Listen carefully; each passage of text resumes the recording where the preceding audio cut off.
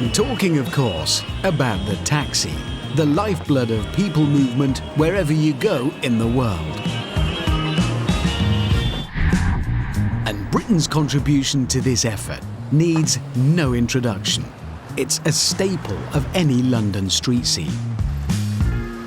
There are currently around 19,000 black cabs moving people across the capital, and this vast fleet covers almost 500 million miles a year. There's another. See, they are literally everywhere. London life has caused the black cab to evolve into an amazingly efficient vehicle. Its famous tiny turning circle, for example, is the result of the need to tackle the roundabout outside the Savoy. Then there's the black cab driver. No cabbie in the world has to go through an ordeal as fearsome as the knowledge, which requires that all London taxi drivers memorise 25,000 streets. The test is so tough, in fact, that cabbies develop an extra-large hippocampus, which is the area of the brain associated with memory, navigation and views on immigration. Put this combination of man and machine together, and what you have is indisputable. What you have is, without doubt, obviously, unquestionably, no arguments, the best taxi in the world. Or is it? The thing is, a New York taxi driver would probably disagree with that statement. He'd say, yeah, you may have more space in the back, but your London taxi is slow and the ride is terrible. Whereas my yellow taxi has a big V8 and proper suspension.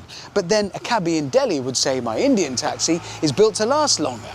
Basically, every cabbie everywhere in the world could argue for one reason or another that their taxi is the best.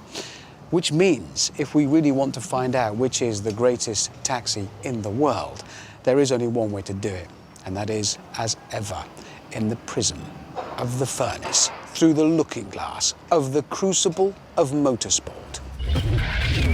That means a race, and the venue for our global showdown will be Lydden Hill in Kent, famous throughout the motorsport world for being the only racetrack with its own cab office. That plywood cab office looks perilously close to the track. I sincerely hope no harm befalls it. Anyway, let's now meet our grid of taxis from around the world. Representing Great Britain, we have a 1997 Fairway driver, which, with a mere 320,000 miles on the clock, is barely run in. From Mexico, a 1970 Volkswagen Beetle. 50,000 of these things ply their trade in Mexico City alone. From America, one of the titans of the taxi world, a New York yellow cab. This particular one is a Ford Crown Victoria, rear-wheel drive, 4.6-litre V8, and in its day good for 130. That's one to worry about. From India, the Hindustan Ambassador, very much the old-timer here. The Ambassador has been India's favourite taxi for an incredible 55 years. Next, from South Africa, we have this. A Toyota Hiace. Whereas in most countries they will be rooting for their local taxi, you can expect the South Africans to be booing, because these things are hated and feared for their wild aggression. Moving on to this, from Germany. It's the Mercedes E-Class. Neat, smart and fastidiously maintained. And finally, from Russia, a stretched Lincoln town car. Now, that might not look like a cab, but it is. In Russia, rich oligarchs hail limos just like this to get around. So if you think we've included a powerful, rear-wheel drive, 30-foot-long car just in the hope it'll cause chaos, get that thought out of your head. So there we are then, the world's most iconic taxis, each poised and ready to defend the honour of its country. Now the cab drivers, and naturally because of the magnitude of what's at stake here, each country has sent its very best. But they all must have got lost or something, so instead we have the usual ragtag bunch of racing drivers. For Russia, touring car legend Anthony Reid. For South Africa, touring car legend Matt Jackson. For Germany, touring car legend Matt Neal. For India, touring car legend Gordon Shedden. For Mexico, touring car legend Paul O'Neill. For America, touring car legend Tom Chilton. And in the black cab, me. So here we are, ready to plunge once more into the abyss of motorsport-based scientific research.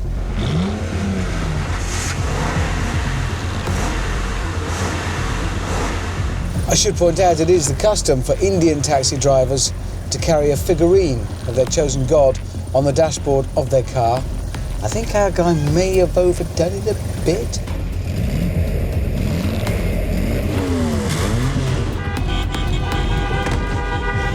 Guy's getting impatient, that's good. We have the 5-second board.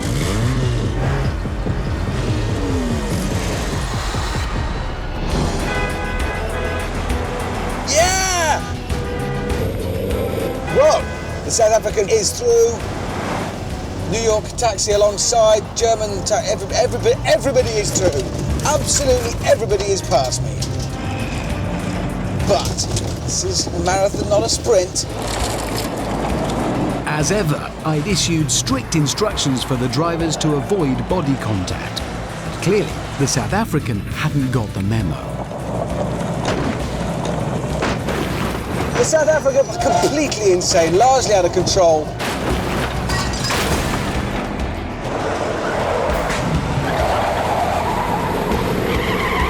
Huge slide from the limo, that's incredible. But while the Russian limo may have been struggling in the corners, I had issues everywhere. Yeah, I'm quite badly outpaced on the hill, on the straights, and in the turns. This is all I've got. However, I had a plan. When it comes to cunning, remember, black cab drivers do the knowledge. I know where all the shortcuts are. I'll nip down here, love. Thanks to my super tight turning circle, I can make this. That's me back in the race. I'd say more than back in, I am leading it. Sadly, my fellow cabbies weren't impressed by this tactic, and when they caught up with me, they were quick to show their displeasure. Who's just ramming me? That is just... Oh, you're joking.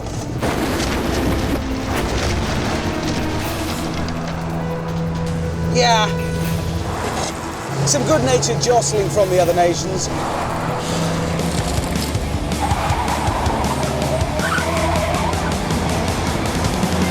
With the race now at the halfway point, no clear leader was emerging, which meant inevitably the drivers began to turn up the heat.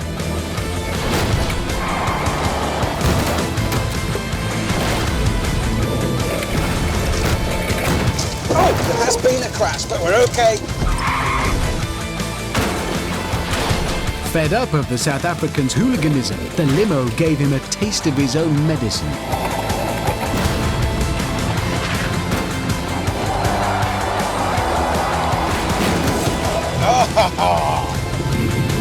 Whoa! Getting a push now. This is by far and away the fastest I have been. Oh, Jesus. Sorry about that. Oh, God, it's Mexican, isn't it? Oh, that's going to be bad. With just 2 laps to go, everybody was still running. But then... Oh! The limo takes himself off entirely. Oh my word! That is Russia taken out. In fact, America taking itself out as well. Right, still in play we have the Beetle, But the Mercedes holding up well has really sustained very little damage. But the marauding South African had other ideas. Oh! Bad luck. Now into the final lap, and desperate to beat the remaining runners, I took another sneaky turn.